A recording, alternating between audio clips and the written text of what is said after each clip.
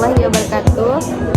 Halo teman-teman, perkenalkan nama saya Farah Ilham Muda Putri dengan NIM F11422310002.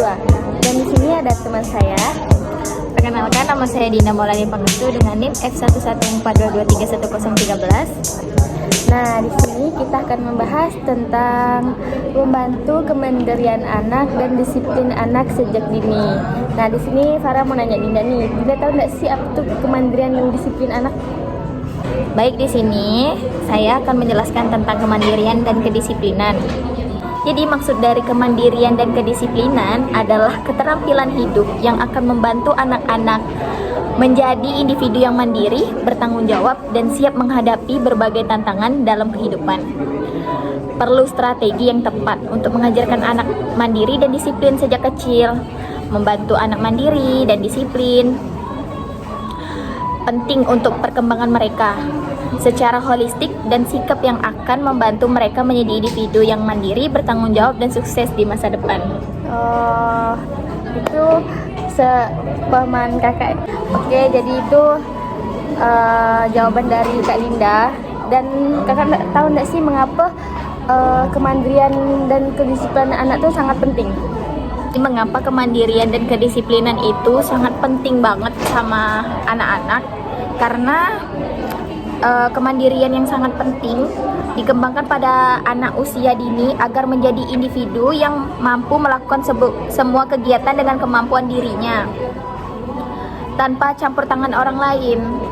Jadi kayak inisiatif menyelesaikan masalah, terus kayak penuh ketekunan. Jadi apapun itu dari individu sendiri kalau kita menerapkan kemandirian pada anak-anak. Ya, benar-benar. Nah, terus Dinda tahu nggak cara meningkatkan kemandirian untuk anak usia dini itu? Gimana caranya biar kita tuh bisa meningkatkan kedisiplinan mereka, kemandirian mereka gitu? Jadi kalau ada beberapa metode sih kalau untuk menerapkan kemandirian dan kedisiplinan pada anak. Itu tuh kayak memberikan kepercayaan dan tanggung jawab. Jadi kalau kita memberikan kepercayaan dan tanggung jawab tuh kayak dia mikir gitu kan, oh ini tanggung jawab aku ya, ini kepercayaan aku. Jadi dia kayak dikasih amanah, jadi dia kayak mikir, oh ini amanahku ya, nggak boleh, ini dibolehin, ini nggak boleh. Jadi kayak gitu. Terus kalau cara yang kedua itu membuat aturan atau rutinitas. Jadi kalau misalnya kita bikin aturan sama mereka, jadi mereka tuh kayak mikir, oh aku nggak dibolehin ya main HP jam segini, aku nggak dibolehin ya kayak gini. Jadi kita tuh harus juga punya aturan pada mereka gitu. Terus cara yang ketiga, memberikan pujian gitu, kayak apresiasi gitu kan, misalnya kayak Itu rajin gitu ya. Dia kayak rajin gitu kan, ini nanti kakak kasih uang ya ini, terus nanti kalau udah betul tugas-tugasnya nanti kakak kasih permen lah gitu. Jadi kita tuh harus kayak ngasih apresiasi. Jadi dia dengan kayak gitu tuh dia kemandiriannya tuh ada gitu. Jadi kayak gitu sih bagi saya sendiri. Terus Kak, terus Din, kan nggak semuanya harus kita apresiasi ya. Takutnya dia tuh niat mengerjakannya tuh untuk apresiasi itu gitu. Gimana caranya biar dia tuh nggak bergantungan dengan apresiasi? Dari Kak Farah bilang kalau kan takutnya kalau kita ngasih apresiasi terus anak-anak tuh kayak mikirnya, oh aku nanti dikasih hadiah nih pasti gitu kan. Jadi ngerjakan sesuatu karena hal gitu, bukan karena dirinya sendiri ataupun kayak memang tugasnya gitu. Jadi kalau dari saya sendiri, jadi gimana ya, kayak enggak seharusnya setiap apapun tugas ataupun yang kita suruh itu harus kasih apresiasi. Jadi kayak kita kasih saran, kita kasih tanggapan, itu aja udah kayak apresiasi buat dia bangga gitu kan. Nggak seharusnya kayak ngasih hadiah gitu, nggak perlu. Tapi kalau misalnya tanggapan kita baik sama dia dengan tugas-tugas dia, pasti dia kayak, oh iya ya bagus, kayak aku dikata bagus loh, pasti kayak pamer gitu sama teman-temannya kan, kayak tugas aku bagus loh, diginikan sama kakak ini sama ini. Jadi nggak semuanya tuh apresiasi dengan bentuk barang, nggak perlu gitu. Ya, jadi iya. Berarti kayak gitu. dalam bentuk pujian gitu ya. Iya. Oke. Pas saya tuh ada beberapa cara kayak biar Anak tuh mandiri dan anak disiplin. menumbuhkan kemandirian anak. Jadi sebelum kita lanjut saya kasih cara beberapa metode dulu ya. Yang pertama tuh memberikan model peran. Maksud dari model peran tuh kayak figur dari seseorang, kayak orang tua, dari keluarganya tuh penting. Jadi kayak lihat orang tuanya baik, otomatis anaknya baik kan. Nah, terus kayak berteman sama teman-temannya, kalau temannya baik otomatis dia juga ngikut baik. Enggak, jadi tuh harus memilih teman tuh harus yang benar, apalagi kayak teman-teman toksik gitu kan, itu harus anti sih. Ya apalagi nih masih kecil, saya anak usia dini Kalau gitu ya. kalau masih usia dini tuh kan nggak wajar kan, karena dia belum paham dengan kayak kalau orang dewasa kan kayak manggil yang dari kebun binatang itu kan pasti ada mikirnya gitu kan, nggak baik. Tapi kalau mereka kan nggak mikir dari situ kan gimana gitu. Jadi figur orang tua ataupun figur siapapun itu tuh penting bagi mereka. Terus terlibat dalam pembelajaran aktif. Jadi kalau maksud dari kayak pernyataan tersebut tuh kalau dalam pembelajaran dia tuh aktif, otomatis kayak dia tuh mikir kan, oh aktif ya gini kan, aku harus gini belajar gitu kan. Dia aktif dalam pembelajaran. Terus metode ataupun yang lainnya tuh dia bisa gitu. Jadi kan dia kayak mikir, oh aku bisa ya. Terus kayak ini aku harus melakukan ini sendiri, pasti aku bisa gitu. Jadi dia tuh harus terlibat juga dalam pembelajaran aktif. Apalagi kalau gurunya sering masuk, pasti yang pemikirannya kayak mikir, oh aku harus aktif loh dalam pembelajaran, sedangkan aku suka sama ibu ini, berarti dia harus aktif dalam pembelajaran itu. Terus mendorong komunikasi dan diskusi. Jadi biar mereka tuh kayak gimana gitu ya, diajak omong, pokoknya diajak komunikasi gitu kan. Nggak harus kayak mentang-mentang dia pintar terus dia bisa ngerjain semuanya, kita nggak ajak komunikasi kayak oh dia bisa gitu, ngapain harus kita tanya-tanya lagi, ngapain kita harus bantu sedangkan dia tahu gitu. Seharusnya dari situ kita harus ajak komunikasi, oh gimana sih metode pembelajaran kamu gimana, terus cara-cara kamu ngadapin pelajaran tuh gimana sih. Jadi nggak seharusnya tuh harus diam walaupun dia tahu. Apalagi yang nggak tahu, itu wajib bertanya. Jadi kalau malu bertanya sesat di jalan kan, kalau kata peribahasa. Jadi itu saja sih metode-metode dari saya sendiri. Nah terus ya tadi kan kakak sudah menjelaskan tentang metode atau cara lah untuk kemandirian dan kedisiplinan anak usia dini. Jadi saya akan menjelaskan tentang strategi kemandirian menurut saya sendiri. Jadi maksud dari strategi kemandirian tuh kayak saya kan di rumah punya 3 adik ya di rumah. Jadi kalau pagi aku tuh harus ngapain ya gitu, cuci piring, terus kayak nyapu, ngepel. Jadi harus kayak berikan hal-hal positif kepada mereka. Jadi mereka tuh mikir kayak, oh iya tiap pagi kakak aku aja nyapu, terus kayak gini ngepel. Jadi mereka tuh mikir, dan itu tuh apalagi masih kecil kan, pemikirannya tuh masih kayak dikit aja kita ngomong atau berbicara aja dia langsung melekat gitu kan, apalagi yang kita lakuin dan itu sering. Pasti itu akan menjadi hal yang akan dikerjain dan itu bakal menjadi salah satu kemandirian daripada mereka. Terus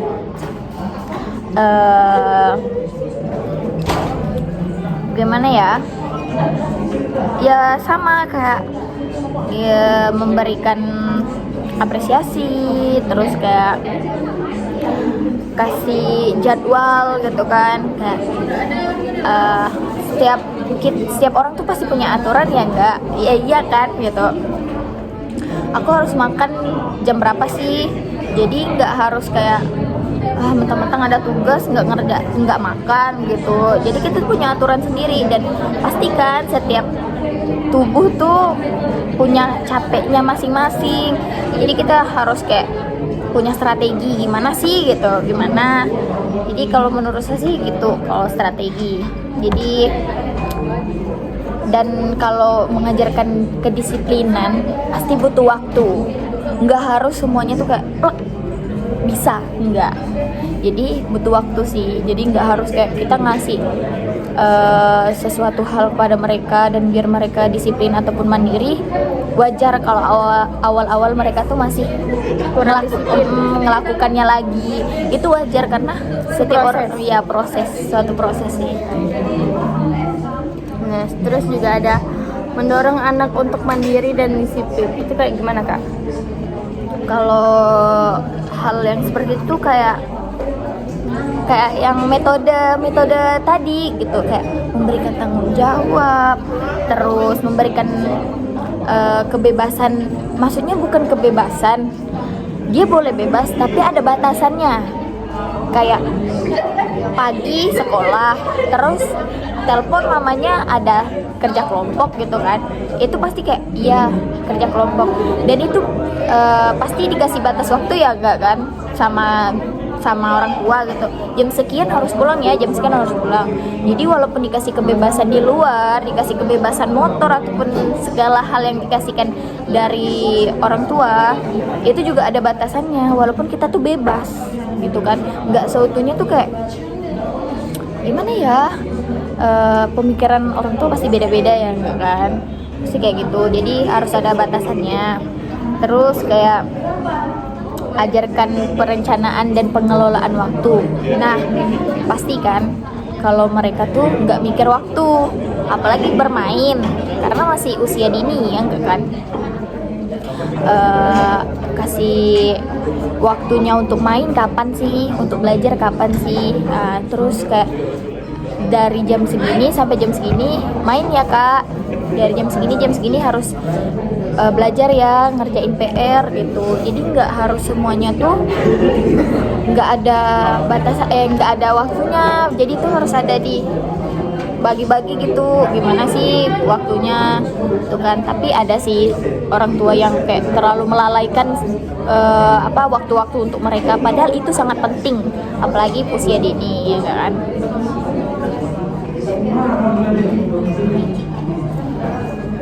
Terus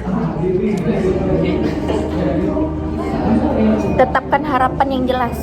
Maksud dari situ tuh kayak jelaskan gimana sih disiplin itu. Jadi nggak langsung kan kita harus kasih peraturan disiplin, pasti kita harus kayak jelasin maksud dari disiplin tuh gini loh, gini. Jadi kamu harus ngikutin peraturan kayak gini biar disiplin. Jadi kita harus jelasin dulu awalnya gimana. Kita jelasin kalau disiplin itu baik gitu. Gitu. Terus latih resolusi konflik. Nah, dari konflik tersebut kan kayak mereka karena masih usia dini belum bisa mengontrol emosinya sendiri. Nah, jadi dari situ kita tuh harus kayak kasih ajaran yang gimana biar cara belajar komunikasi yang baik dan mengatur emosinya, apalagi masih usia dini. Terus dorong penentuan tujuan. Jadi dari mulai usia dini kita tuh harus memberikan contoh atau memberikan pelajaran agar dia tahu apa sih tujuan hidup itu. Bukan hanya udah SMP atau SMA. Jadi kayak dari kecil udah sebelum kayak masih les ataupun udah SD itu kita udah harus kasih contoh yang baik agar dia tahu apa sih tujuan dari hidup tuh gimana gitu. Dan terakhir memberikan dukungan dan bimbingan. Itu sangat penting sih kalau dukungan dan bimbingan, apalagi dari orang tua. Karena kalau kita sesuatu yang kita lakukan dengan lemah dan tanpa dukungan siapapun, karena kita tuh pasti butuh support system ya enggak kan? Pasti kalian butuh banget support system. Terus bimbingan yang paling utama sih orang tua. Kalau bimbingan orang tua benar, pasti anak-anaknya juga benar. Nah, itu sih kalau menurut saya sendiri. Halo adik-adik semua, apa kabar? Senang bisa berjumpa di Bagi Kata, belajar asik lewat cerita. Hari ini kita akan mendengarkan cerita dari Rafa. Sebelum dengerin ceritanya, yuk kenalan dulu sama Rafa. Halo teman-teman, namaku Pradipta Rafa, biasa dipanggil Rafa. Sekarang aku kelas 4 di SD Sehat Sentosa. Nah, sekarang karena udah kenalan dengan Rafa, langsung aja yuk kita dengerin ceritanya. Cerita ini terjadi pada suatu Jumat di bulan Juli. Pada saat itu, jam sudah menunjukkan pukul 8 malam. Rafa terlihat sibuk melakukan sesuatu di ruang keluarga. Wah, kira-kira apa tuh yang sedang dilakukan Rafa?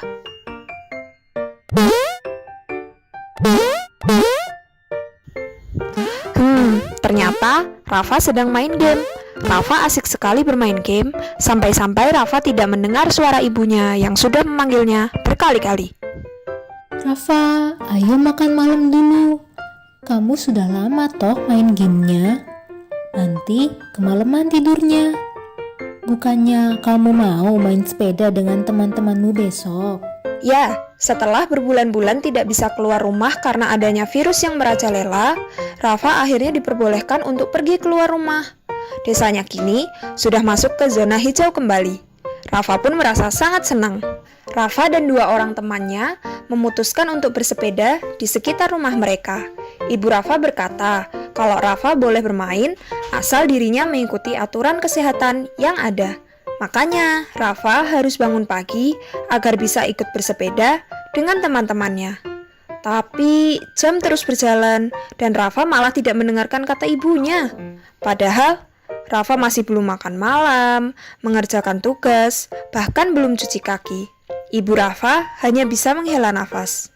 Tak terasa, waktu sudah menunjukkan pukul 11 malam. Rafa yang lelah bermain game, akhirnya meletakkan gamenya dan memejamkan mata sejenak di atas sofa. Istirahat sebentar deh, habis itu baru aku makan. Tetapi, seperti ada suara dengkuran yang terdengar dari sofa. Ternyata, Rafa malah tertidur. Malam itu, akhirnya Rafa ketiduran di sofa tanpa makan malam dan mencuci kakinya. Kira-kira gimana ya adik-adik? Apakah Rafa bisa bangun tepat waktu untuk ikut sepeda dengan teman-temannya? Keesokan harinya. Rafa, ayo bangun nak. Katanya kamu mau main sepeda dengan temanmu. Rafa, bangun dulu nak. Katanya kamu mau main sepeda dengan temanmu. Karena semalam tidur terlalu larut, Rafa tidak mendengar suara ibunya dan tetap tertidur. Ia bahkan tidak bergerak saking pulasnya. Jam 12 siang. Rafa akhirnya terbangun. Setelah tidur sangat lama, Rafa pun terbangun dengan kepala yang berat. Ia merasa pusing. Teringat janjinya dengan teman-temannya, Rafa pun langsung berlari ke teras rumah. Tapi matahari sudah bersinar sangat terang di luar. Rafa yang kaget pun menengok keluar pagar. Tidak ada satupun temannya di luar. Rafa melihat ke sana kemari, tetapi jalan di depan rumahnya tetap sepi. Kebingungan, Rafa masuk lagi ke dalam rumah dan mencari ibunya. Ibu. Ada apa nak? Kok teman-temanku nggak ada di luar sih, Bu? Padahal kami kan udah janji mau main sepeda bersama. Sekarang sudah jam 12 siang nak. Karena kamu tadi nggak bangun-bangun, akhirnya teman-teman kamu pergi bersepeda duluan deh. Rafa terkejut mendengar hal tersebut. Rupanya, ia bangun kesiangan. Rafa langsung merasa sedih karena ditinggal main sepeda oleh teman-temannya. Melihat Rafa yang murung, akhirnya ibu Rafa pun mengelus rambutnya. Rafa, kamu sedih ya nggak bisa main sama teman-temanmu? Iya, Bu. Rafa sedih karena ketinggalan. Rafa tahu tidak kenapa kamu sampai bisa ketinggalan main di luar? Soalnya Rafa bangunnya siang, Bu. Jadinya telat deh. Rafa kesal kenapa bisa kesiangan ya? Rafa kemarin ingat kan kalau kamu main game seharian dan akhirnya ketiduran malam banget di sofa? Ingat, Bu. Nah, itulah akibatnya kalau kamu main game terus-terusan tanpa batas. Akhirnya kamu malah ketiduran tanpa sempat makan. Kok main game, tapi semua ada batasannya. Iya, Bu. Nah, Rafa, mulai sekarang mau nggak mendengarkan kata ibu kalau ibu suruh berhenti main game dulu? Iya Bu, Rafa bakal dengerin ibu biar nggak bangun kesiangan lagi. Biar Rafa bisa main sama teman-teman. Rafa yang menyesal karena bangun kesiangan, akhirnya berjanji untuk mendengarkan kata orang tuanya dan membatasi waktu bermain gamenya. Seperti video sebelumnya kita dapat melihat itu contoh mengajari kemandirian dan kedisiplinan anak sejak dini. Jadi sekian penjelasan dari kami mohon undur diri. Maaf jika ada salah kata dari awal sampai akhir penjelasan. Saya Faramila Iza Mahmuda Putri. Saya Dina Marani Pangestu. Sekian dari kami. Wassalamualaikum warahmatullahi wabarakatuh.